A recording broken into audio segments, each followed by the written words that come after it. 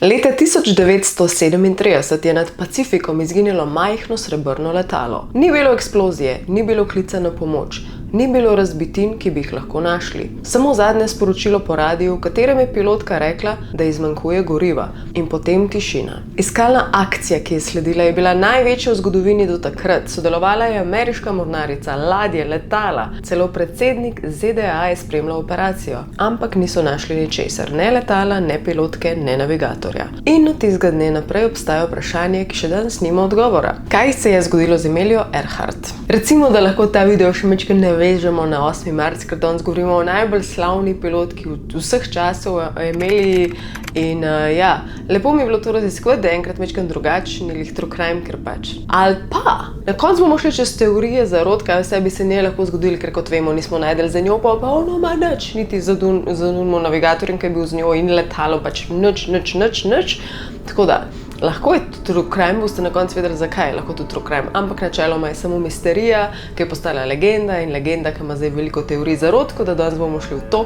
Še prej pa čist po normalnemu spisku, da vam Amelio tudi predstavim kot žensko in tako naprej. In ta primer je zanimiv tudi zaradi tega, ker ni navadna ženska, ena najbolj fascinantnih žensk ever, ne samo 20. stoletja, torej 1937 je leto, ko ona zgine z letalom, ampak predtem je bila že čudovita mala dekalca, tista res netipična, crazy, luda ženska, ki je počela vse živo, nora stvari, ki je bila že majhna, plezala po drevesih, se igrala z žuželkami, sanjarila, kaj vse bo postala, pa ni vedela točno, kaj bo postala, ampak vsi okrog nje so vedeli, da hoče nekaj več, da nobena ideja ni dosti visoka. Res nobena ni bila dosti visoka, dokler ni prišla do ideje letenja, pač potem je bilo dosti visoko, pa še to ni bilo dosti visoko, ker je na koncu ubilo, ampak ja. Crazy je zato, ker v času, 1940, 30, 20 so bile ženske doma, gospodinje, imele so moško ime, torej njegov priimek, njegove pravice praktično, njegov denar, njegovo hišo, same niso imele nič. Ne zato, ker ženska ne bi hotla ali pa ne bi delala, zaradi tega, ker niso imele pravic, niso volile, zaradi tega so bile odvisne od moškega in to tudi zdaj z 8. marcem smo proslavljali, ker pač imamo pravice in lahko si po svojo stvarimo življenje. Če to pomeni, da boš doma kuhala pa pospravljala, super, good for you. Če to pomeni, da boš delala in kariero gradila, tudi super. Imamo pa izbiro zdaj, to hočem reči. In ona takrat je izbrala tisto pot, ki si ženske niti predstavljati niso mogle. Kako so one lahko doma, ona se pa odločiti leteti, je to sploh možno? Kako, če samo moški letijo? Take vrste je bila že tudi dekalca, ne potem samo ženska. Njo nikoli ni zanimalo tisto, ker ne bi žensko nasploh zanimalo, moram pa reči, da jaz večinoma zdaj počnem iste stvari, pa se mi zdi, da nas ful žensk true crime zanima pa to, ampak moj srč historije je tako. Letalske nesreče, ogabne smrti, kako se znebiti trupla, zgolj za raziskovalne namene. Hočem reči, če bi nekdo videl moj srč historije, bi šla po moje zelo hitro v čuzo. Zato imam ves čas počgan Surfshark VPN, ki je pa tudi sponzor tega videa. Surfshark VPN poskrbi, da je moje brskanje online šifrirano in tako tudi ostane, da se ne vidi, kaj delam, da ne puščam umazanih sledi. Še ena stvar, ki jo obožujem jaz in predvsem tudi vsi vi, da imaš odprto in na dosegu celo Netflix bazo serij in filmov, pač tudi stvari, ki v Sloveniji načeloma niso vidne in dosegljive, ker se lahko pretvarjaš, da si kjerkoli. Poleg vsega tudi blokira vse mogoče piškotke, kukije in reklame, tako da imaš mir pred tem. Potem imaš pa še opcijo Surfshark One, kjer je pa recimo Surfshark antivirus, ki te pač ščiti online in ti ni treba dokupovati drugih antivirusov in jih plačevati. Če vas to ne prepriča, ne vem, kaj vas bo, tako da klikni link v opisu in tipkaj kod Alenka za 4 dodatne mesece Surfsharka. Zdaj pa naprej na Amelio. Amelia se je rodila 1897. leta, torej čisto na robu z 20. stoletjem v Kansasu, Kansas City. Še ena stvar, ki jo ne vemo, da je rada gradila improvizirane naprave. Zdaj pa ne vem, a ste vi isto počeli kot otrok, da ste res radi gradili neke pasti, pa ni nujno, da so bile pasti, lahko da je bilo samo zabavno, ko bo nekdo vrat odprl, se una nitka sprožila in bo tam radirka dol padla in bo sprožila tisto drugo stvar na tleh. Meni osebno je bilo to najboljša stvar, ki jih lahko počnem in me zanima, če ste vi tudi, a ste živ una generacija, ki ste bili sami še na kakšnih telefonih, ne vem. V glavnem, meni je bilo to tako zabavno mentalno. Kot najstnica, by the way, ona ni planirala, da bo pilotka, ona je takrat sanjarila, da bo zdravnica, potem je hotela biti učiteljica in potem je hotela biti socialna delavka, tako da zelo random stvari, ampak se je videli, kaj se njej v glavi dogaja, ves čas preskakuje iz tega, ves čas je navdušena nad drugo stvarjo. Ona je med Prvo svetovno vojno delala tudi kot medicinska sestra, kar pomeni, da jih je tam oskrbovala vojake, to je bila vojaška bolnišnica, v katero so so prihajali tudi piloti. Te piloti so imeli pa tudi razne poškodbe in potem je ona skrbela za njih in poslušala to o letenju in takrat je prvič klenknila, letenje obstaja. Ampak takrat jo še ni zares zasrbelo to. Ona si potem enkrat peljala z letalom kot potnica in je takrat prvič, takoj ko so vzleteli, prve minute tega leta je ona klenknila. Jaz to moram probati, pa ne zraven sedeti, jaz moram to leteti. In takrat je prvič dobila tisti res močen vzgib, da je to, kar ona hoče, da v to bo šla. In ko je ona šla, je šla vedno do konca. In ko je ona enkrat šla v letenje, nikdar ni več prišla nazaj. Pač to je bila njena potem življenjska sila forever, do konca, dokler pač ni dobesedno strmoglavila. Že to mi je zanimivo, kaj se je ona počela, da si lahko prvošla potem ure letenja. In sicer strigla je travo, vozila je tovornjake in delala je v fotografskem studiu. Pa še to hočem izpostaviti, ko je ona začela dejansko leteti in se učiti in med prve ure in potem prvič, ko je samostojno kdaj letela, ona ni bila znana potem, da je bila zelo dobra. Dejansko ni bila ful talentirana, je bila pa od vseh najbolj ustrajna. Zato je tudi tako daleč prišla. Ta video je res tako perfekt za 8. marca. Ona, by the way, najprej postala ženska, ki je prva preletela Atlantik kot potnica. Prva ženska kot potnica in že takrat je baje ratala precej slavna. Zelo pomembna stvar v njej, ona slave ni hotela, bila je ekstremno preprosta, je pa razumela, da za svoje sanje to rab. Mora se dati pred publiko, mora pušati naprej to slavo, mora javno govoriti, mora se pokazati, mora imeti neki imidž. Ona je to štekala, čeprav je bilo to absolutno odveč, ampak je pa štekala princip. To se je videlo, ko je ona recimo pristala in potem je stopila ven iz letala in imela navadno sneno jakno, sicer ful iconic, pa one kapice gor, pa očala pa to, ampak istočasno je imela tak miren nastop. Govorila je tako, kakor pri nas, pa je že un športnik, ki govori, rad bi se zahvalil staršem, predvsem mami in otroku, mami in očetu. V bazenu sem plaval proti toku, pa take stvari. Ne vem, kdo že on je. Tako, ni bila navdušena biti pred kamero in dajati izjav, ampak je mogla in je vedela, da more. Je pa res, da ko je govorila, je spadla pristno in so ji ljudje zato verjeli. Bila je taka človeška, down to earth. Se je pa počasi tukaj že rodila ideja, da ona noče narediti kar nekaj, ona hoče obleteti svet. Torej, kot sem rekla, 1928 je bilo to, ko je ona kot potnica preletela Atlantik in že takrat je postala valjda ekstremno slavna, samo da je bila zraven, ampak takrat so njo klicali Lady Lindy in to ji ful ni bilo všeč. Štos je bil, da je eno leto prej Charles Lindbergh preletel pač Atlantik in potem v Lindberghu je ona dobila ta Lady Lindy nickname in je bilo to kar nekaj, pa bom jaz po njemu se imenovala, wait for it, bom jaz preletela Atlantik sama, pa bom dobila kakšen boljši nickname, pač halo. Naslednja pomembna stvar, ki se zgodi, je, da spozna Georgia Putnama, on je bil pa njen bodoči partner, tudi mož. Što se je bil, da se je pa on ukvarjal s tem PR marketinga, da je njo pušnil lepo naprej. On je vedel, kaj je mora njej narediti, da bo ona imela finance, podporo, slavo itd. Ona dva se potem tudi poročita in je ful smešno, kako je ona njemu ob njuni poroki napisala pismo in v tem pismu je jasno povedala, da to mora biti odnos, kjer se ona dva ne omejujeta, vsak ne živi svoje življenje. Takrat basically ženska je skoraj pripadala moškemu, pač v zakonu, vse je postalo potem od moškega, vse je bilo nekako eno s tem tipom. Surprise, sem za vas sem se vmes preoblekla, ker vem, da je Focus 2026 ful slab in da ga boste lahko obdržali. Kjera slaba fora, v glavnem zvok ni snemal, tako da moram še enkrat. Gremo naprej. Leta 1932, torej eno leto po poroki, je bila prva ženska, ki je sama preletela Atlantik. To je let, nevaren as hell, ki je trajal 14 ur. Letela je v slabem vremenu, med tehničnimi težavami, na eni točki je imela zamrznjena krila. Veš tisto, ko zdaj na letališčih ti prej špricajo, če si v eni mrzli pokrajini, da pač je vse safe izleti. No, tega tle ni bilo. Ta polet je bil itak fascinanten takrat in je spremenil življenje. Je bila povabljena v Belo hišo in takrat mislim, da je bil Roosevelt, ki jo je ful spremljal in je bil njen tudi fan. In pa je začela knjige o tem pisati in je postala valjda svetovno znana. Je pa vedno iskala tisti novi izziv in vedno je hotela več in še nekaj in še malo višje, dobesedno. In njen nasleden cilj in nora ideja je bila preleteti svet. To pomeni okrog in okrog po najbolj debeli plati zemlje, torej čist po sredini, kakor je le premer, ker vemo, da je 40,000 kilometrov in to je bil njen nov cilj in s tem preleteti tudi Pacifik.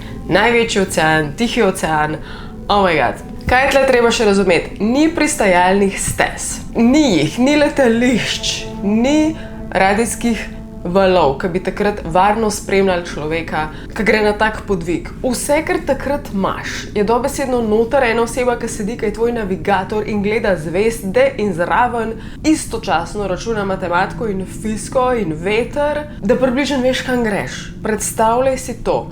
Ona sicer ima te naprave, s katerimi lovi ladijske signale, recimo tam bi ladje potem sporočale približno, v katero smer iti ali pa iz kopna, kakorkoli že.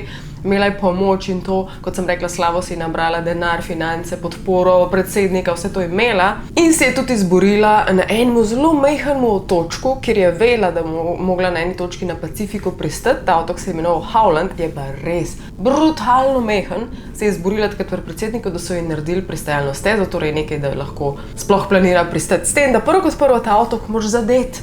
Zadeti ga moraš, predstavljati si, da če je en izračun napačen, ena ideja, en podatek o vetru, en radijski signal, en herc fali, ne veš več kam iti. In če bi ona par kilometrov s tem svojemu navigatorjem falila ta otok Howland, ki je bil ultramehen, res, dobesedno tako, mislim, da je otok kilometra krat pol kilometra, nekaj tacga, res minimalen. Če bi ga za nekaj kilometrov falila, ga ne bi videla. Noro, ampak ja, v to se je ona podajala. Fred Noonan je bil oseba, ki je šel z njo. Na prvi točki, moram še povedati, ko je ona prvič zletela, že s tem aviončkom srebrnemu Elektra, je letela iz Havajev. In kolikor grozen to je prvi polet se ponesrečil. Že preden je vzletela, je praktično malo strmoglavila, padla se ponesrečila. V glavnem letalo je pač padlo dol, tukaj bo zihar moj editor najdu kakšno slikco. In ona je potem se odločila normalno nadaljevati, samo da so bili takrat v tem letalu trije, zdaj sta pa s tem Noonanom, Fred Noonan in ona sta enega člana odstranila. Mislim, da je ona celo rekla, da zaradi tega, ker je bil pač Fred Noonan kao še boljši navigator in pač ne rab ekipe treh, pa tudi nevarno je, pač 3 življenja so v nevarnosti. In marsikdo je takrat trdil, če se je ta prvi polet okrog sveta iz Havajev ponesrečil, je to mogoče znak, da bi mogla odnehati in da to ni dober plan. Ona je takrat v bistvu samo obrnila smer in je šla tokrat poleteti iz Papua Nove Gvineje in na to svoje popotovanje s Fredom Noonanom, navigatorjem okrog sveta. Letela sta čez Južno Ameriko, Afriko, Indijo, Jugovzhodno Azijo. Postanki vmes logično so, razen potem med Pacifikom bi bilo malo težje, ker je neskončen ta pač ocean, ampak te postanki, ki so bili, a veš, sta ona da pristajala, da se spočijeta, nafilata gorivo itd. In tam je bilo ogromno ljudi, ker sta bila že slavna, to je bilo tako skoraj, da bi kraljica prišla nekam obiskati tujo deželo. A veste, ful je bilo tako, no, javno, v medijih in itd. Ampak bolj se je približeval ta 2. julij 1937, ko sta vzletela čez Pacifik, ko sta vedela, da je najbolj nevarno, najbolj obsežno, najbolj kje boš pristal, razen imela sta plan ta Howland Island, ampak to potem ni šlo po planu, tukaj se potem ta tragedija zgodi. Polet naj bi trajal nekih 20 ur. Na začetku je bilo vse ok, mirno sta vzletela, imela sta poln tank in poln tank je sabo prinesel to, da je bilo letalo majčkeno bolj počasno. In tudi na začetku so gotovili, da so vetrovi majčkeno močnejši, kot so predvidevali, ampak nič od tega še ni bilo ustrahljivo in drastično, da bi rekli, zihar bo šlo nekaj narobe, še vedno so bili mirni, so rekli, vse ostalo štima, radio laufa, imamo signal, pogovarjamo se med sabo. Ladje vojaške so čakale blizu Howland Islanda, da so ji pošiljali signal, tisti prek njene antene, da ona pač po radiju približno ve, kje je ta signal in v katero smer pravilno da leti. Nekaj časa vse ok. Dokler ni prišlo do točke, kar naenkrat radijski signal enosmerno ni več delal in sicer večino časa so ladje in drugi na kopnem so njo slišali, ona pa njih ni slišala. In ne moreš se predstavljati, koliko pomembnih informacij se je mogla tukaj izgubiti. Ona je lahko poročala, kaj dela, da sicer gre po eni liniji, da mogoče ni zihar, lahko je pošiljala neke herce, ki jih se hoče, da se pogovarjajo, ampak oni niso mogli sporočiti nič. Ona je naredila eno napako, kjer je sporočila napačne herce. Ena sama taka napaka, taka banalna, da eno cifro narobe poveš, ki je povedala, mislim, da previsoko frekvenco namesto dosti nizko in se potem niso več ujeli in ker so oni sporočali v tisti frekvenci, se je pač na čuden način odbila najprej od oblakov in potem od morja in potem se razprši povsod in potem ta frekvenca prihaja iz vseh strani in ne moreš več vedeti, kam iti, ker od povsod se sliši, kot da prihaja ta frekvenca iz ladij. Jaz to tehnično zdaj obupno razlagam, vem, ful je prezakomplicirano vse, tako da tisti, ki tehnično hočete razumeti, vam bom, upam, da sem spolna spodaj pač nalimat video do tega dokumentarca oziroma link. Jaz zdaj bolj že ne govorim o tem, ker bom ziher kaj butazga rekla. Potem pa pride to njeno zadnje sporočilo. Baje je bila mirna po radiju, kot sem rekla, oni njo so slišali, ona njih ni slišala in je samo rekla, goriva mi zmanjkuje, greva sicer po tej liniji in ker je bila mirna, je verjetno še vedno verjela, da bosta v vsej verjetnosti pač naletela na ta Howland Island, mogoče je pač zaupala izračunom in tako, ampak ure so minevali, dneve so minevali, med sabo se niso več slišali in to je bilo njeno zadnje sporočilo. Po tem momentu je pač ona in ta Fred Noonan sta zginila in pa Elektra letalo. Ameriška vlada je takrat sprožila največjo iskalno akcijo do zdaj in sicer na več 100.000 kvadratnih kilometrov oceana. Ladje so prečesavale vodo, letala so letela nad otoki, preverjali so vsako možno sled. Iskanje je trajalo tedne in stalo ogromno denarja, ampak našli niso ničesar, ker je zelo crazy, da ni bilo niti nobenega oljnega madeža. Da bi saj vedeli, da če je v Pacifiku, da bi nekaj plavali na površini, ena stvar, en znak, en ostank letala, en izmed njiju v čovnu, karkoli, nič ni bilo, res popolnoma nič. In to nas pripelje zdaj do teorij, mogoče skoraj najpomembnejši del tega videa, kaj vse bi se z njo lahko zgodilo, ker vse skupaj je postala legenda in legenda ima vedno svoje teorije zarot, ni samo pač ena logična razlaga. Prva teorija, najbolj logična, najbolj znana razlaga mogoče, je ta, da je pač preprosto sta ona, Elektra in pa Fred, da so pač potonili v Pacifik, strmoglavili in da se je vse skupaj potonili in nič ni ostalo za njimi. To teorijo podpira dejstvo, da je tam Pacifik ekstremno globok in baje je možno, da bi izginili brez sledu. Je težko, ampak je možno. In baje tudi drži, da ne glede na vso tehnologijo danes, jih mi še vedno verjetno ne bi zaznali v tem oceanu, ker je to globok. Ker če si predstavljate Titanic, ki je potopljen na ne vem koliko tisoč metrih, ga zdaj lahko gremo pogledat, obiskat, zaznamo. Tisti je to globje, da jih pač verjetno tam ne bi mogli najti, če sta pač tam strmoglavila, kjer naj bi približno nekje okrog Howland Islanda. Druga zelo znana teorija trdi, in ta je meni ekstremno zanimiva in pač če bi kdaj delali video samo o tem, bi samo o tem otoku.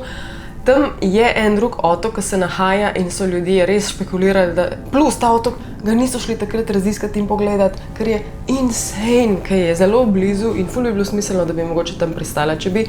Ta otok se imenuje Nikomaroro, majhen nenaseljen otok v Karibatih, ki leži nedaleč od tega Howland Islanda. Zakaj je ta otok pomemben? Iz dveh razlogov. Eno je, da na tem otoku so kasneje našli stare predmete, ki bi lahko pripadali pilotu iz 30 let. Pač kaj bi random stvari od pilota iz 30 let tam bile, če nijo, ne vem.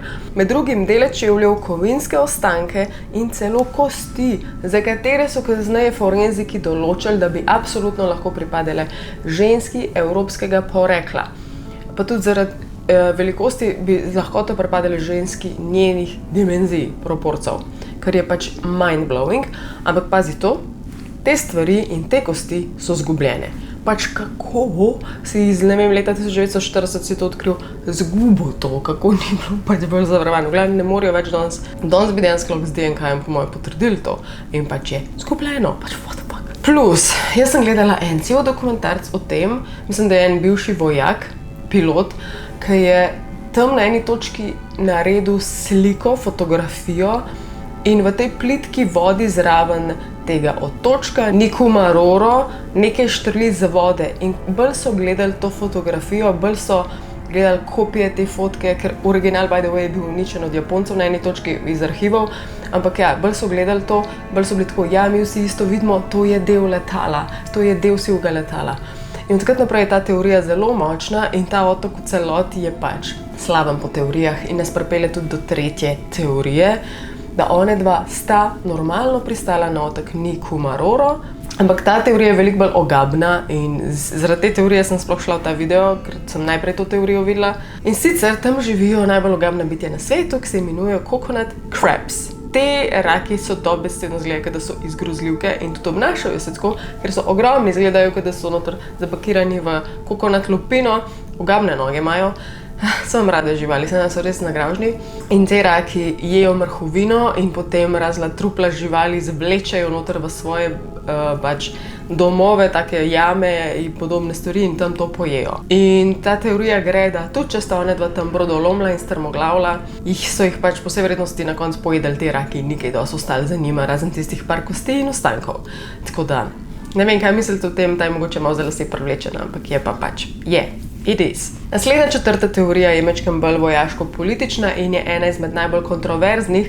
In sicer govori o tem, da je na tem delu Pacifika takrat bilo zelo napeto vojno območje z Japonsko in da je Japonska takrat veliko aviatorsko cirkulirala in gledala, kaj se dogaja in da je velika verjetnost, da naj bi Japonci takrat zajeli njo, torej Amelijo in pa Freda in bili prepričani, da definitivno ne obletujeta sveta in da ni to del enega prijetnega poskusa postavljanja rekordov, ampak da sta vohuna in da sta grožna. In od te točke naprej si lahko predstavljate po svoje, ali sta bila ujeta, ali sta bila usmrčena, ali sta bila mučena, kakorkoli že. Teorija je, da so jih zajeli Japonci. Naslednja peta teorija je zelo podobna tej teoriji, samo da v tem primeru dejansko menijo, da Amelija je bila vohunka in da je bilo vse ostalo samo krinka, to, da ona gre okrog sveta in da poroča in da je vse z mediji pokrito in zato, da je tudi dobila dosti financ in pozornosti in vsega, da so podprli to, da ona v bistvu leti in vohunija, ne. Kot sem rekla, ona je bila prej fotografinja in tukaj gre ta teorija tudi tako, da je ona fotografirala to območje. Po tej teoriji naj bi bil njen polet okoli sveta del skrivne misije, s katero naj bi fotografirala japonske vojaške baze v Pacifiku. Ko naj bi jo Japonci zajeli, naj bi ameriška vlada vse skupaj prikrila, da ne bi povzročila političnega škandala. Za to teorijo ni nobenih resnih dokazov, ampak se pogosto pojavlja v knjigah in dokumentarcih. In še žadna, mislim, da je šesta teorija, ki govori o tem, da naj bi Amelija nikoli zares ne umrla. Kot sem rekla, ona ni marala javne pozornosti, ona ni hotla tega, je pa vedela, da mora dobiti pozornost in medije in denar posledično kot del PR-ja. In tukaj teorija govori, da ona, ko je to preletela v resnici, varno pristala, dala kljukco, ki je uspelo mi je in potem zginila namerno, da ima mir pred ljudem, ker je dosegla svoj glavni in bistveni cilj. Jaz v to teorijo nekakor ne verjamem, zaradi tega, ker taka kot je bi hotla vedno več, ali pa hotla dvakrat okrog sveta, ali pa po še drugi liniji, ker bi bilo bizarno, ampak tako. To teorijo podpira dejstvo, da so oni bili prepričani, da je ona zdaj ženska z imenom Irene Bolam. Če pogledate sliko, oziroma če vedite tukaj nalimo sliko, ste si res ekstremno podobni, ampak ta ženska Irene Bolam je bila potem tako že nadrkana na to idejo v 70-ih letih, da je tožila vse po vrst, ki so še vedno špekulirali, da je ona Amelia Earhart. Čeprav kdo ne bi hotel biti Amelia, you know. To nas pripelje do konca teh teorij in upam, da ste komentirali, v katero najbolj verjamete. Jaz še vedno žal zelo logistično verjamem, da ste preprosto zginila v neskončno globokem Pacifiku. Mogoče je malo čuden, da res ni nobena stvar naplavila ali pa se pokazala nekje, ali pa nekaj, da bi floatali nekje na vodi, a veš. Ni mi pa tudi jasen, zakaj bi na tistem otoku Nikomaroro najdel ostanke kosti nekoga, ki potencialno bil pilot, če ni nobenega tam. Pa kdo drug je še takrat letel? Ali pa če je bilo karkoli podobno vojaški opremi, zakaj bi potem prišlo iz, ne vem, brodoloma ladje? A štekaš, kako hočem reči, ta otok je res opasen v tem scenariju.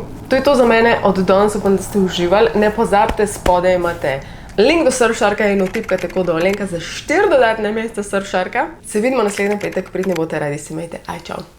Bye.